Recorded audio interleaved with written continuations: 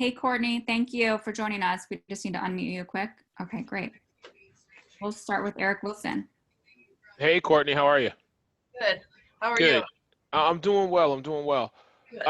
Let me just ask you a question. Could you just, being the veteran leader on this team, can you speak about what it means when you ladies start playing for that championship this season, like what that's going to mean to you, both professionally and personally?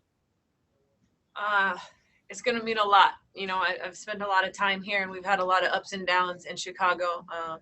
But that's been the ultimate goal. It's one of the reasons I keep signing back here is because, this organization is so important to me, and, winning a championship for them and for my career, for the team that drafted me, is something that, that's a goal in my life and in my career. So, and this is a really special group, of people.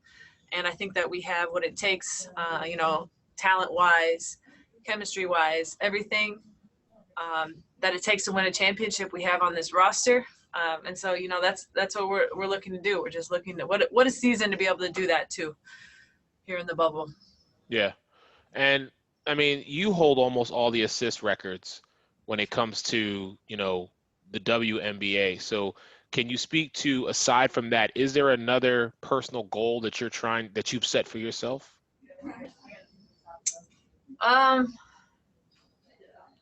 It's not really. I just want to continue to do what I do, which is, get assists. I don't really like aim to break records.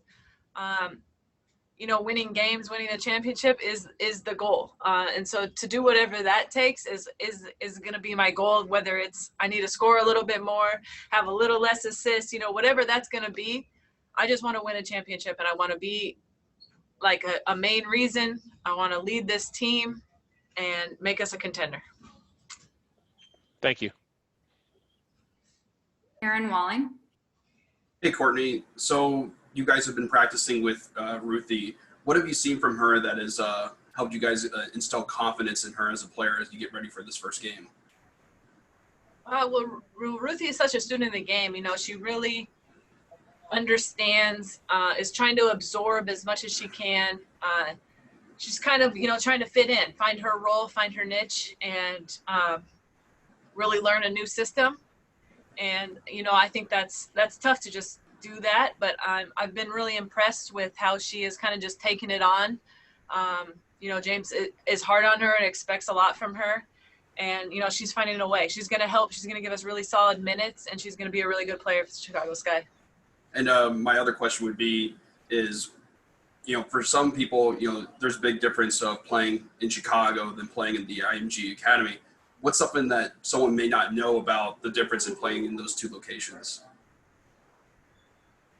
In terms of I know that there's a crowd at the big, bigger arenas, but what's something for you that you've noticed with a big difference with the IMG Academy?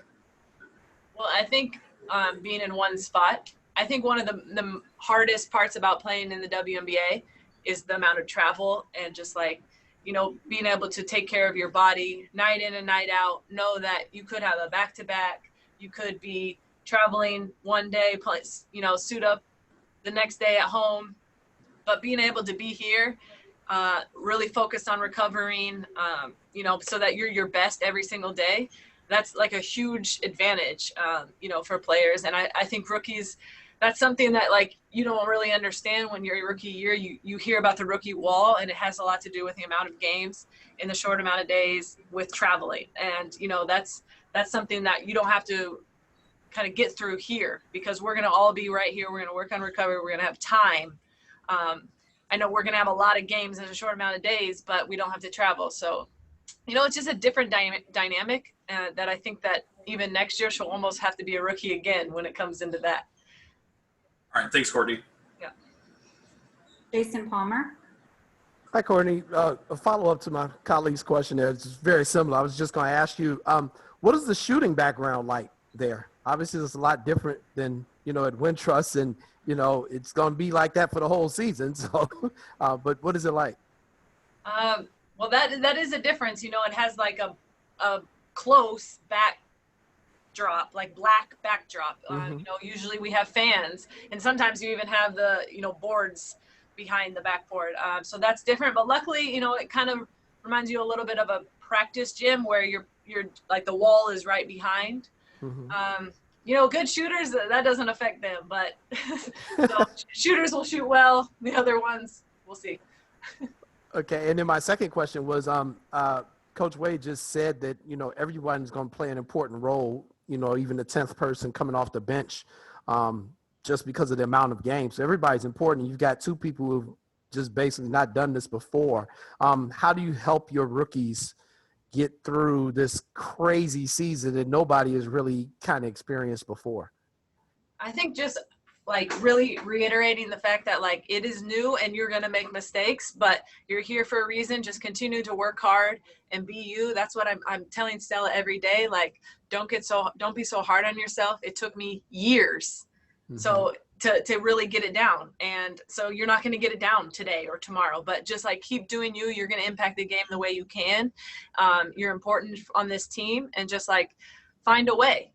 Even if it's just being the best cheerleader, if it's being the best defender, taking care of the ball, things like those little details. I just keep harping on it. You're not going to it's not going to be a normal season. You're not going to feel amazing the entire time, but if we're winning games, you're going to be an important part of that, and just continue to be yourself. Okay, thank you. Yep. Doug Feinberg. Hey, Courtney, you mentioned just how the grind of the season in the past, the travel, just wears down people in a sense. Obviously, you still have a lot of games in a short period of time. Is that sort of the balance that you will be able to go back to your hotel room or your villa and stay there? It's a 20-minute commute versus trying to get up the next day to go somewhere. And that while you may have a game, I think Coach said you had 10 games and back-to-backs or in every other day, is it easier that you aren't traveling and that you'll be able to recover as opposed to going somewhere else the next day? I think it is. I mean, not having to travel is a huge advantage, in my opinion. Traveling takes toll on your body, but having 10 games in 20 days is also going to take tolls on our body. But we're prepared for that. We knew that going into it. So it's all just about like focusing on recovering, knowing what works for each individual player, having a deep bench. Like James mentioned, is being able to play 10 players. If we're playing every other night, that's going to become really important. The teams that have really strong benches, I think you're going to see playing really good basketball. Thanks, Court. Yep.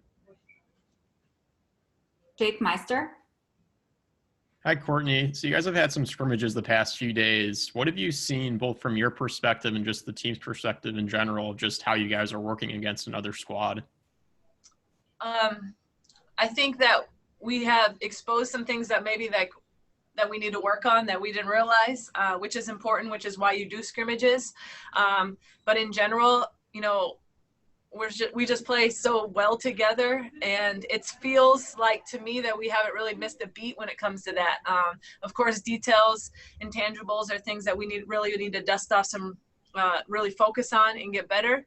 But our team basketball, it's just feels like we left off right where we are picked up right where we left off. Along the same lines, kind of off the court, will you guys be watching the Red Stars on Sunday before the game? I'm wondering about timing, but we're going to watch as much as we can. Absolutely. We had the whole squad over last night to support them, even though it was super late and way past my bedtime. But we're going to try and watch as much as we can before we have to head to the gym and warm up. Thank you, Courtney. Jason Palmer. I didn't have anything else, Kelly. Thank you. Okay. All right. Thanks, Court. Thank you. Up next.